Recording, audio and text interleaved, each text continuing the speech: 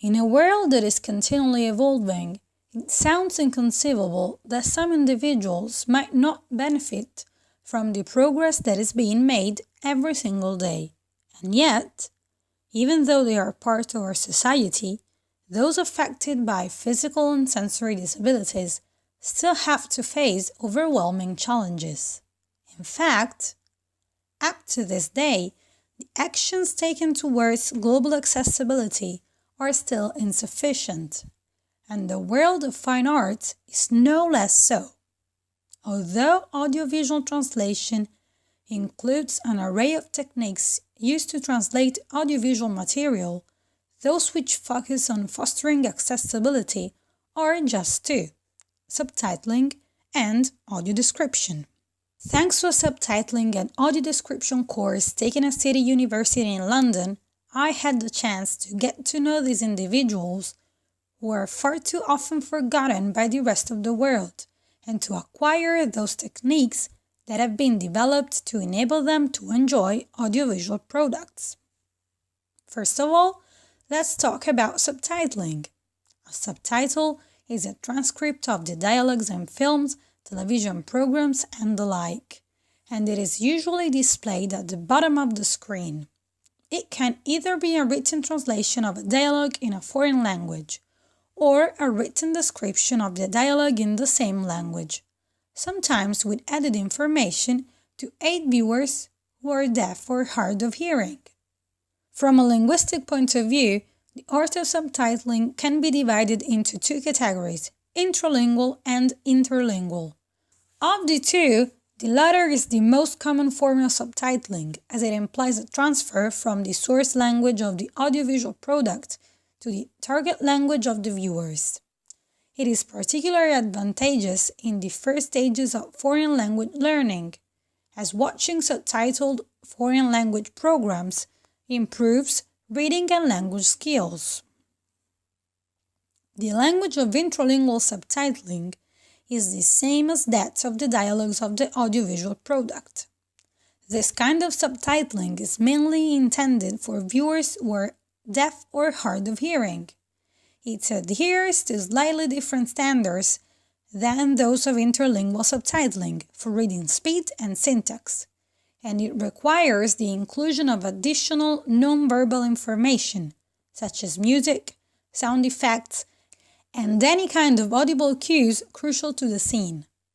In addition to this, given the fact that hearing-impaired viewers are not able to distinguish between the voices of the actors on the screen, speaker identification is carried out through various techniques, for example, through the use of colors.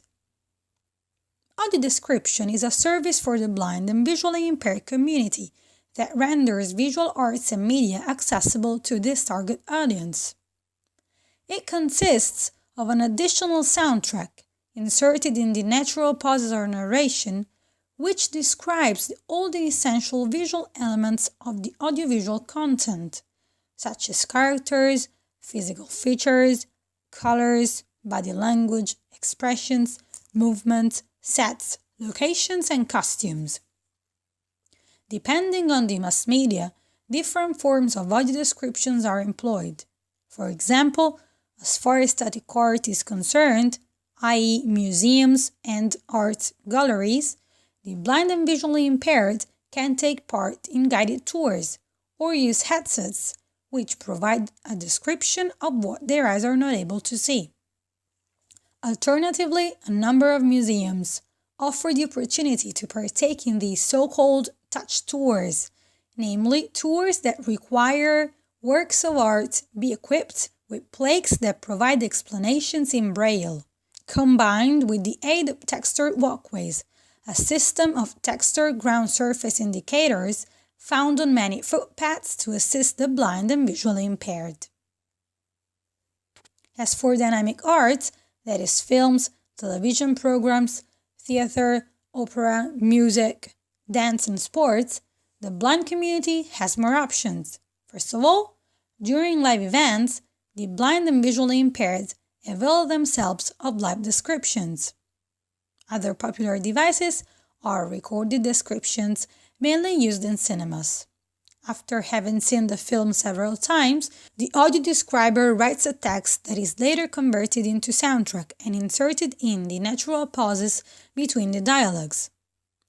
Audio introductions are also used to aid the blind and visually impaired, as they are introductions that provide all the factual and visual information about an audiovisual product, and they can either be live or pre-recorded.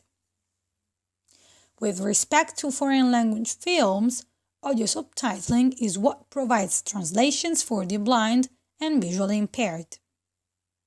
It sounds almost trivial to say, but it is important to remember that those affected by sensory disabilities live in the same reality as the rest of the world, and thinking they do not have a clear idea of what surrounds them would be a serious mistake.